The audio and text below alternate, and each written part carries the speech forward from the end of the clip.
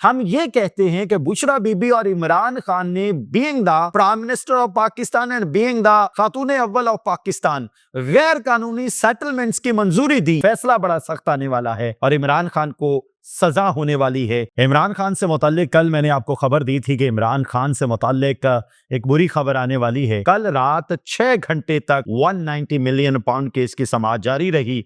वकला बेचारे चीखते रहे कि जज साहब सर्दी बहुत हो गई है और अब हमें जाने दिया जाए, हम कल दोबारा आ जाएंगे। और फैसल चौधरी ने सर पे एक कैप भी पहनी हुई थी कि सर्दी बहुत ज्यादा है, लेकिन नासिर जावेद राना साहब ने कहा नहीं, आज ही तमाम तर मामलात सेटल करके जाएंगे। और फाइनली 6 घंटे की तवील समाअत के बाद फैसला महफूज कर लिया गया है और यह कहा जा रहा है कि शायद फैसला बड़ा सख्त आने वाला है और इमरान खान को सजा होने वाली है।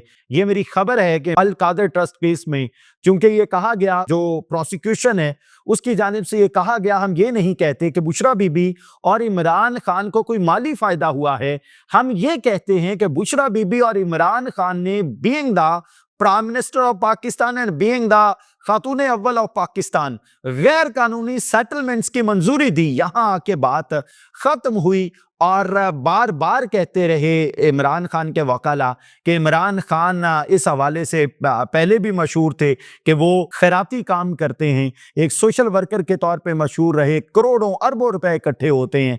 लेकिन यहाँ खुर्द बुर्द बिल्कुल साबित नहीं हुई, लेकिन फिर भी ये मौक़िफ़ अपनाया गया एहतसाब अदालत के वकाला की जानिब से कि एग्जैक्ट इमरान खान और बुशरा बीबी ने गैर कानूनी सेटलमेंट की इजाजत दी है। 1 दिसंबर 2023 को शुरू होने वाला ये केस कल यानी बुध के दिन 18 दिसंबर 2024 को सेटल हो गया, तकरीबन 1 साल के बाद, और 35 गवाहों को इस दौरान पेश किया गया। 1 साल इस केस को लगा और 6 जनवरी 2024 को 6 मुल्जिमान को, जिनमें शहजाद अकबर और फरद शहजादी भी शामिल हैं, उनको इश्तिहारी करार दिया गया था। और इस केस को लेकर हुकूमत शादियाने बजा रही है, या पाकिस्तान मुस्लिम लीग नून खास तौर पे पाकिस्तान मुस्लिम लीग नून के रहनुमा शादियाने बजा रहे हैं कि इमरान खान को हम करप्ट कह रहे थे, इमरान खान को हम 2 नंबर कह रहे थे, इमरान खान को हम कह रहे थे कि इमरान खान ने खुर्द बुर्द की है, इमरान खान ने 190 मिलियन पाउंड केस में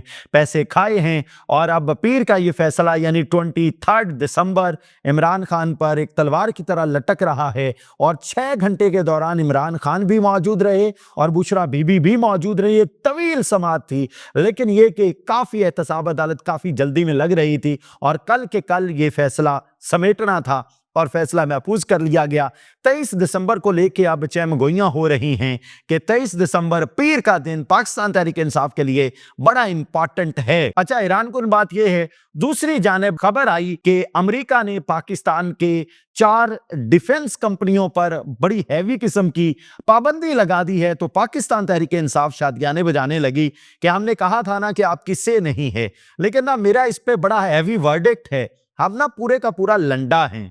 हमें दूसरों के पहने हुए कपड़े हम पहनते हैं, दूसरों की रिसर्च की हुई हम इस्तेमाल करते हैं, दूसरों के छोड़े हुए चम्मच हम इस्तेमाल करते हैं, इवन के दूसरों के खाने का तरीका जो वो अपना चुके होते हैं पहले, फिर उसके बाद हम शुरू करते हैं। हम पूरे का पूरा एक लंडा बाजार हैं और उस लंडे बाजार में हमारी हर चीज उधर से आती है। जब तक हमने इस लंडा बाजार को खत्म ना किया, जब तक हमने अपनी सेना बनाई, और जब आप देख लें जितनी इकोनॉमिक्स में रिसर्च हो रही है हमारी उधर से आ रही है, जितनी तिब में रिसर्च हो रही है हमारी यूरोप से आ रही है, जितनी इंजीनियरिंग में रिसर्च हो रही है हमारी यूरोप से आ रही है, जितनी नई चीजें बन रही हैं वो हमारी यूरोप से आ रही हैं।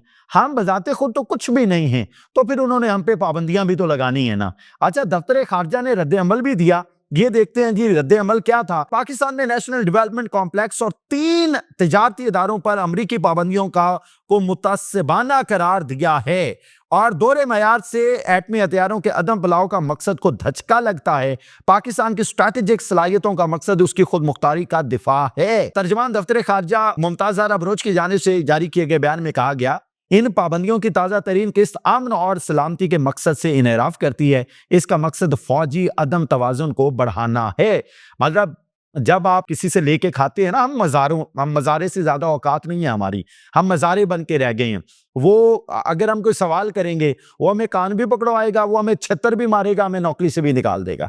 जब तक आपने ये लंडा बाज़ार, ये मज़ारापन ख़त्म नहीं ना किया, तब तक भई ये पाबंदियाँ लगती रहेंगी, से नहीं होगी। जब आपने ये अपनी से बनाई, खुद रिसर्च की, खुद चीज़ें की, खुद अपने बल पे जिए, मतलब आपको कोई सांस भी लेनी होती है ना, आपने थोड़ी गहरी सांस लेनी है, तो आपको आईएमएफ से पूछना पड़ता है मैं गहरी सांस ले लूं, आज मेरा थोड़ा अय्याशी करने को दिल चाह रहा है, मैं आईएमएफ को फोन करके आपको पूछना पड़ता है कि मैं आज अय्याशी कर लूं। ये तो हालात है हमारे, जब तक इन हालात से नहीं निकलेंगे हम इन पाबंदियों को नहीं रोक पाएंगे। अमेरिका ने दूसरे मुल्कों को जदीद मिलिट्री टेक्नोलॉजी की इजाजत दी, ये रोना पीटना हो रहा है। तर्जमान दफ्तर खारजा के मुताबिक अमरीकी पाबंदियों बारे रद्द अमल में कहा गया, निजी तजारती कंपनियों पर पाबंदियां, अमरीकी पाबंदियां अफसोसनाक है, इस इकदाम से खित्ते के स्ट्रैटेजिक इस्तेहकाम पर खतरनाक असरात मुरतब होंगे। माजी में भी बिना सबूत महज शकूक की बुनियाद पर पाबंदियां लगाई गई थी। पाकिस्तान की स्ट्रैटेजिक सलाहियतों का मकसद जनूबी एशिया में अमन अमान को बरकरार रखना है। इदारों पर पाबंदियां आयद करने का अमरीकी फैसला मुतस्सिबाना है। अमरीका का ये इम्तियाजी तर्ज अमल इलाकाई और आलमी सलामती के लिए खतरा है। पाबंदियों का ताज़ा इकदाम अमन और सलामती के मकसद से इनराफ करता है। पाबंदियों का मकसद फौजी अदम तवाज़ुन को बढ़ाना है। पाकिस्तान जनूबी एशिया में अमन और इस्तेहकाम को बरकरार रखना चाहता है।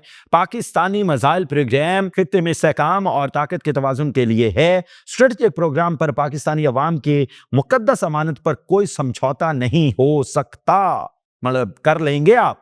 तर्जुमान ने दफ्तर खारजा का कहना था कि इस तरह की पॉलिसियां खित्ते और इसके बाहर के स्ट्रैटेजिक इस्तेहकाम के लिए खतरनाक मुज़मिरात रखती हैं।